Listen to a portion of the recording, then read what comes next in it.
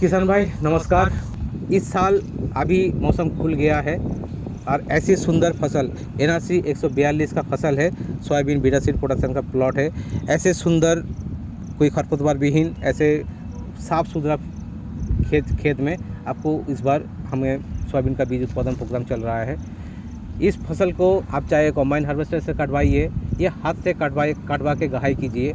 ऐसी फसल होनी चाहिए जहाँ पर सोयाबीन का सारे पत्ते झड़ गया हो और पूरा फसल तैयार हो, जिसमें 14 से 15% बीज में नमी है। ऐसे 14 से 15% बीज नमी में आपको क्या होता है कि बीज जब हार्वेस्टर से कटाई करेंगे तो बीज के ऊपर डैमेज ज़्यादा नहीं होता है, अंकुरन कम ज़्यादा ह्रास नहीं होता है।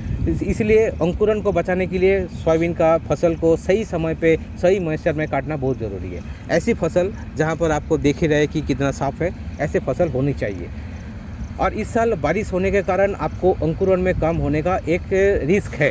क्योंकि पकी हुई फसल में बारिश हो रही है। तो इसको कैसे बचाया जा सकता है, हम सलाह देंगे कि ऐसे अगर 2-3 दिन बारिश हो जाए सोयाबीन पे, तो पकी हुए फसल में भी अगर बारिश हो जाए तो अगर उसको खड़े रहने दीजिए, उसके बाद उसको सूखने दीजिए। अगर खड़े हुए फसल पे अगर 2-3 दिन बारिश हो भी जाए तो अंकुरन में ज़्यादा ह्रास नहीं होती है, ज़्यादा नुकसान नहीं पहुंचता है। इस फसल को अच्छी तरह से धूप में सूखने दीजिए। उसके बाद काट के उस बीज को काटने के बाद उस बीज को धूप लगा दीजिए, क्योंकि ऐसे खुला मौसम में 3-4 दिन अगर धूप लगा देंगे तो 14 से 15% मॉइस्चर वाली जो बीज है, उसका बीज का मॉइस्चर है वो नमी का घट के 10% आ जाएंगे। 10% आने के बाद उसको बोरी में भर के उसके बाद भंडारण कीजिए। तो इससे क्या होता है कि आपको अगले साल जो बीज आप रखेंगे 10% नमी में आप बीज का भंडारण क्षमता बहुत अच्छी होती है। तो अगले 9 महीने के बाद जब आप अगले साल लगाएंगे तो आपको अंकुरन 70% के ऊपर आपको मिलेगा। तो 70% अंकुरन लाने के लिए आपको बीज को अच्छे से सुखाना है, उसको भंडारण करना है।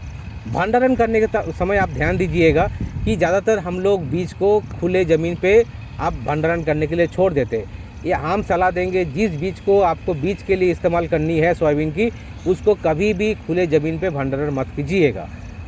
3-4 दिन धूप देने के बाद जब सोयाबीन की नमी 10% तक आ जाएंगे, तब उसको बोरियों जूट की बोरी में या किसी HDPE बोरी में भर के उसको घर के सबसे सूखे जगह पे एक ज़मीन से 6 इंच ऊपर पट्टा लगा के उसके ऊपर बीज को भंडारण कीजिए।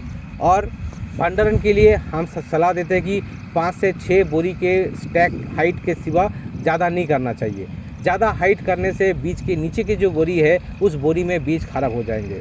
और एक सलाह देंगे कि 15-20 दिन के बाद बोरी को ऊपर का बोरी नीचे, नीचे का बोरी ऊपर कीजिए, जिससे कि हर बीज बराबर रहे।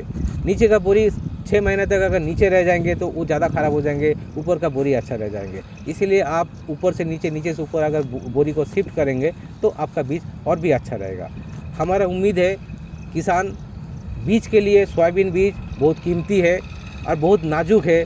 इस बीज को अच्छी तरह से भंडारण करें, अच्छी तरह से बचा के रखें, जिससे कि अगले साल आपको लगाने के लिए बीज का कमी ना हो, आपके खेत में बीज का अंकुरन अच्छा हो। बीज में अंकुरन अच्छा रहेंगे तो आपके पौधे अच्छे रहेंगे, पौधे अच्छे रहेंगे तो अगले साल आपका बीज का उत्पादन भी अच्छे होंगे।